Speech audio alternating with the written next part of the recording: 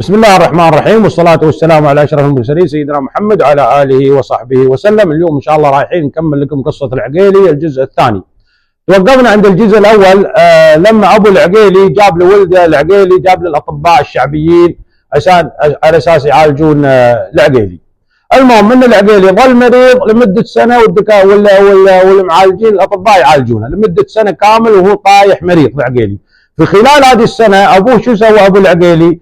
أبو العقيلي جاب 3 بكرات رباهن، يعني شاف له بكرات أصايل ورباهن وحط في كل حظيرة بكرة، وجاب خيزران وسقاها في الدهن. وكانوا الأوليين يسقون الخيزران في الدهن، وكانوا يعتنوا في الخيزران، يعني يجيبوا الخيزران مثل هاي ويحطوا، يجيبوا فنيان ويحطوا فيه دهن، ويحطوا الخيزران هني أول يدهنوها، ويخلوا الفنيان هني في تحت الخيزران، ويخلوها شهر، خلوها اسبوع اسبوعين، احيانا يخلوها شهر كامل ليه ما تتسقى الخيزران دهن. كانوا يعتنوا بالخيازين. حياه ابوي رحمه الله عليه حيده لما كان يجيب فنيان ويحط الخيزران فيها، لما سالته قال هذه مسقيها في الدهن على اساس انها ما تنكسر، وتم الخيزران صلبه ما تنكسر بسرعه. المهم جاب الخيزران سقاها في الدهن وخش في الرمل وخلاها. البكرات 3 بكرات، حط كل بكره في حظيره، واكرمهن بالحليب، واكرمهن بالعيشه، وسوى لهم اختبار. البكره سوى لهم اختبارات، قام يركضهن يشوف منو احسن بكره فيهن في السبق وفي المركاب، واقوى بكره فيهن. فشاف ان البكره الصفراء، هي اظني وحده صفراء وحده شقره وحده حمراء، فشاف الصفراء احسن بكره فيهن سبوق وما تلحق، سموه صيدح. البكره سموها صيدح او يسمونها صيدحه. ابوها منو؟ ابوها ظبيان. وطبعا ظبيان عندنا في دوله الامارات العربيه المتحده من السلالات القديمه، ومن من اول السلالات عندنا اللي هي سلاله ظبيان. طبعا هذا انا لما سالت اهل البوش واهل البل واهل المطاي، سالتهم الناس اللي عندهم خبره، قالوا نحن اقدم السلالات عندنا في دوله الامارات ظبيان. وظبيان الاول يسمونه ظبيان بن دلم، ظبيان بن دلم يسمون الظبيان الاولي، فهي تعتبر ظبيان من اقدم السلالات الابل عندنا في دوله الامارات العربيه المتحده. المهم فازت الصفراء، سموها صيدحه او سموها صيدح.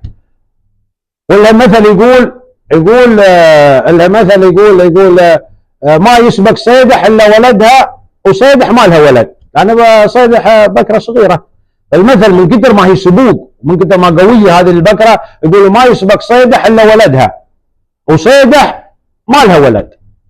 المهم ان العقيلي عقب سنه تشافى العقيلي. الحين ابو العقيلي مربي له البكره ومربي له، يدري ان ولده لازم يصير صوب الجازيه، يدري بان ولده ما بيرد عن الجازيه ولازم وبيصير صوبها. المهم عقب ما تعافى العقيلي نصح ابوه، طبعا نصحه بالبدايه، قال له انا يعني لا تسير الدرب كبير الطويله والدرب فيها مخاطر، ولكن العقيلي مصمم الولد الا انا اسير صوب الجازيه واشوفه ابد، قال لا اسير له واجيبها.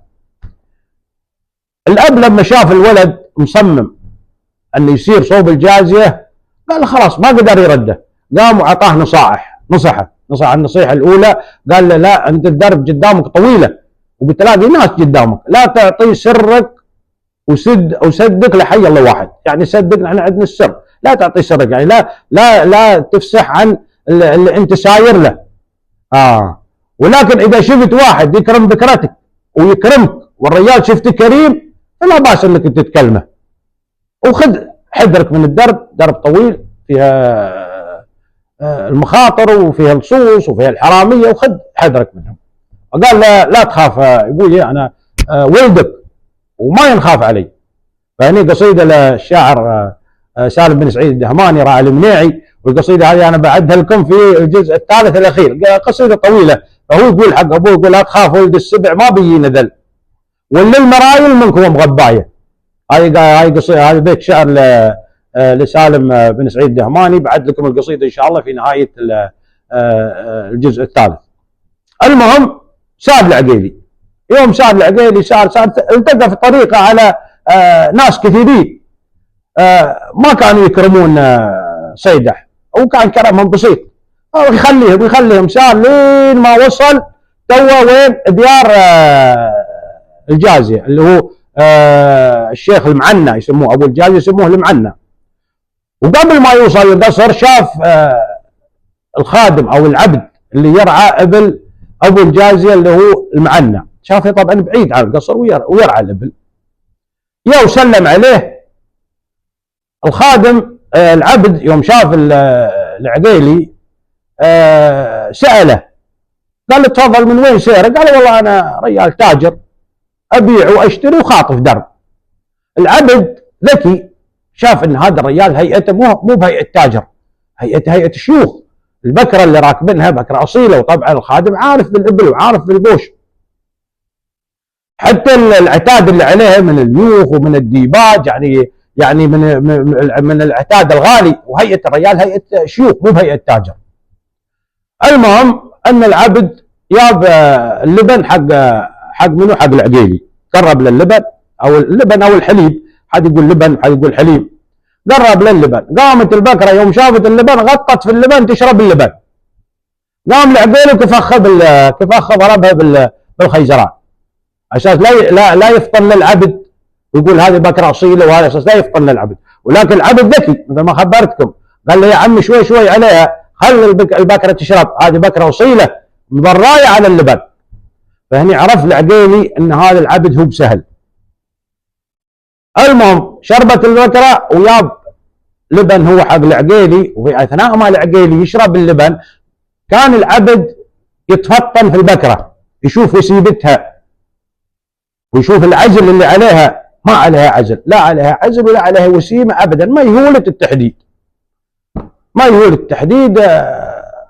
ظل المهم العقيلي ويا العبد لمده اسبوع كامل. قال له انا بتم وياك بريح، قال له زين. تم العقيلي ويا العبد اسبوع كامل.